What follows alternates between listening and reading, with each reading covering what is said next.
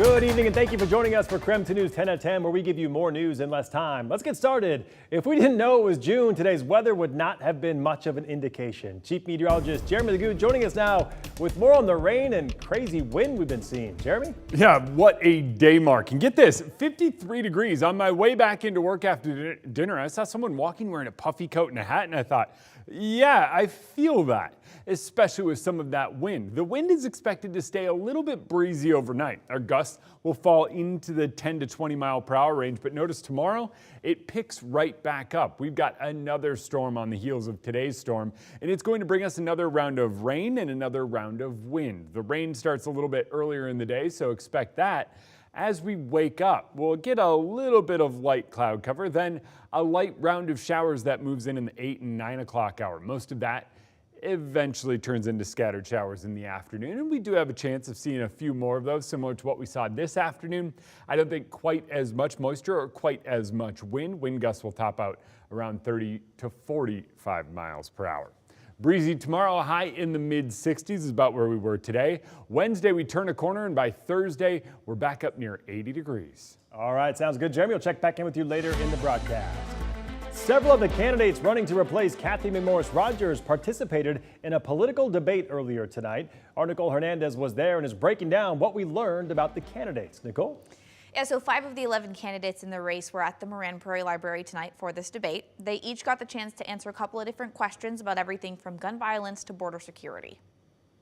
Tonight's debate featured, from left to right, Anne-Marie Danimus, Carmela Conroy, Matthew Weldy, Rick Valentine Flynn, and Renee Holiday. One of the first questions was about gun violence. They asked what policies Renee Holiday would implement to make schools safer. We need to up the amount of law enforcement because gun violence is out of control because there's not enough police. Another big topic, border security. Carmela Conroy said she wants to update our border requirements. To get in as quickly and as effectively as possible the goods and the people that we want to have in because we need them to contribute to our economy. The candidates also discussed what role public policy plays in racial and social justice issues. When it comes to racial and social justice, one reform that I would like to make and would try to accomplish as your representative would be to change the narrative from equality to equity.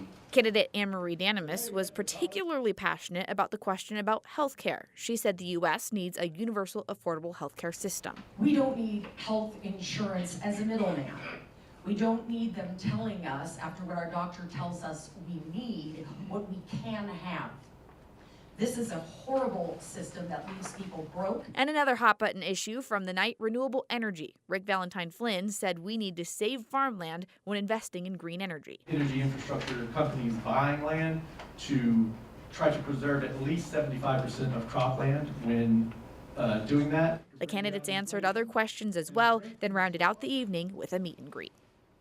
The election is in August. All the candidates will be on the same ballot. Then the two that get the most votes, no matter what party they're with, will be on the general election ballot. In studio, Nicole Hernandez, KREM 2 News. Nicole, thank you very much. Another election news. It's been less than a week since former President Donald Trump was found guilty of falsifying business records. In Washington, voters can contest a candidate's appearance on the ballot if they've been convicted of a felony.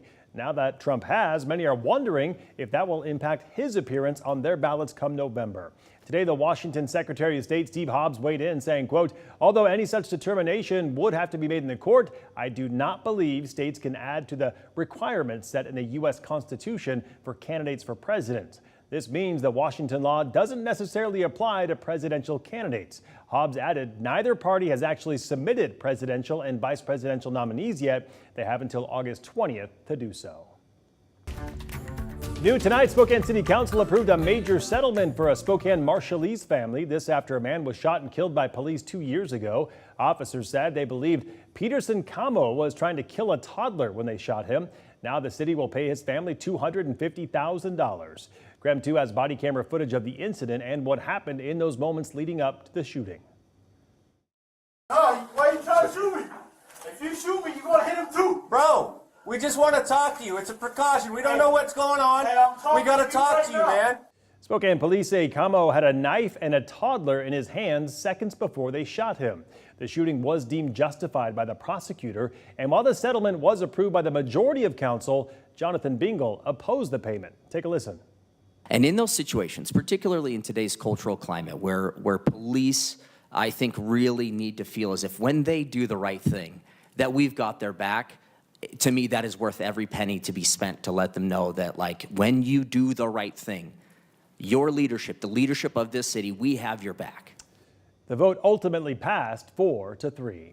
Also approved by council tonight, the return of Lime scooters to Spokane. City Council agreed to a 2-year contract with Lime with a few stipulations, including an emphasis on proper parking and a test run of new seated scooters. That new contract also allows the city to fine Lime if operation requirements are violated. And now to our night beat with a quick look at today's top stories. Spokane Valley deputies are searching for a missing man, so take a look at your screen right now. 71-year-old Michael Hansen has been missing for 4 days.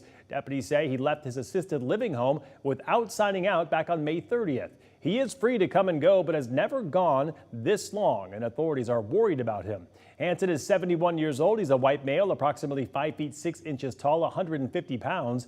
With short white hair, he is believed to be on foot and is known to walk around Spokane Valley and often visit Fred Meyer. So if you have seen Hansen, you are asked to call Crime Check at that number right there at the bottom of your screen. One woman is in serious condition after a shooting in Spokane Valley late last night. According to the Spokane Valley Police Department, it happened just after 11:30 last night near South Pines. Major Crimes is investigating, but it's believed the shooting started after an argument and a physical fight. No arrests have been made, and police say there is no threat to the public. And Spokane Valley Major Crimes detectives are investigating a stabbing at a mobile home in Spokane Valley. One man was taken to the hospital in critical condition. It happened at a mobile home park on East 1st Avenue. A woman who lives at that mobile home park was taken into custody but has not been charged at this time. And that was your night beat. To learn more about any of these stories, just head to our website. That's KREM.com. And that was your KREM 2 News 10 at 10, where you get more news in less time.